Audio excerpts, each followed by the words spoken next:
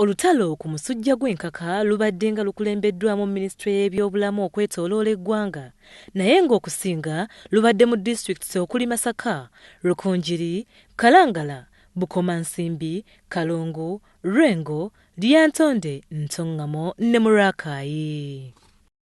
Kinajjukirwa nti mu mwezi ogwokuna bannamasaka baasattira oluvannyuma lw'abantu okufa ekirwadde ekyali kirowoozebwa nti kyali ky'Ebola.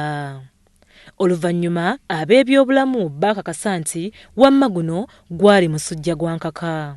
Wabula kino kyategeerebwa kikeerezi ng'abantu baali bamaze okusaasaana era bwe batyo nga batambuza ekirwadde kino. Kaakano abakulira ensonga z'okugema mu ggwanga bakakasizza nti ekirwadde kino kifuuse lugero wonna. Dr. Luzze Henry ono nga y'amyuka ssenkulu w'ekitongole ekigema ki Uganda National Immunization Program ategeezezza nti olutalo luno kaakano baluwangudde era n'agumya bannayuganda. Minisitule y'ebyobulamu n'abakikwatako mu kuweereza abantu balina essanyu okulangira nti obulwadde buno obwa yellow fever tebuliimu mu ggwanga. Era Uganda yenyumiriza nnyo kubanga esobodde okutuula ku bulwadde buno ku nfeete nga bwe mumanyi nti obulwadde buno mu Angola wamu ne mu DRC Congo obulwadde buno bwatandika mabegako naye bukyalemeddeyo era busse abantu bangi. Mu Angola busse abantu abasoba mu 4, mu Congo busse abantu abasoba mu 100. Ono wabula asabye abantu naddala abava ebweru wa Uganda awamu n'abo abafuluma okufaayo nnyo okugemwa. Ayongera n'akubiriza abantu bonna okufuba okusula mu butimba bw'ensiri okusobola okuwona okukwatibwa obulwadde buno. Ono era anokoddeyo agamu ku malwaliro gavumenti ge yawa eddagala erigema ekirwadde kino omuli erya Case Clinic, KCCA, Kazuri erisangibwa Entebbe n'amalala. Era tukubiriza abantu bonna public yonna okubanga beetangira obulwadde buno naddala nga bewala ensiri ezitambuza obulwadde buno. Ku nsonga y'akeediimo ak'abasawo abali mu kutendekebwa, akulira obujjanjabi mu Minisitule y'ebyobulamu Profesa Anthony Mbonye ategeezezza nti omuwendo gw'abasawo bano gweyongedde nnyo ensangi zino okusinziira ku basawo gavumenti beeteekerateekera ekintu ekikaluubiriza gavumenti mu nteekateeka zaayo.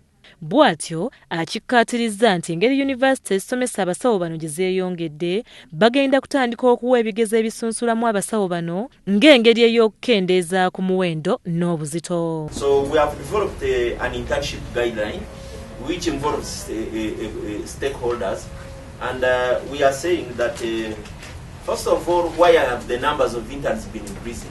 Is it because of the different medical schools, different institutions which are training?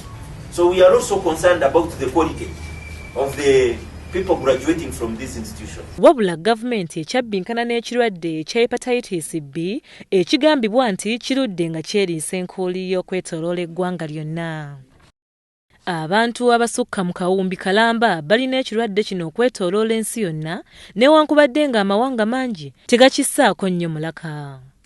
Wano, Dr. Luzze Henry wasinzidde n'akakasa nti bakola kyonna ekisoboka okutangira ekirwadde kino okweyongera mu bannayuganda.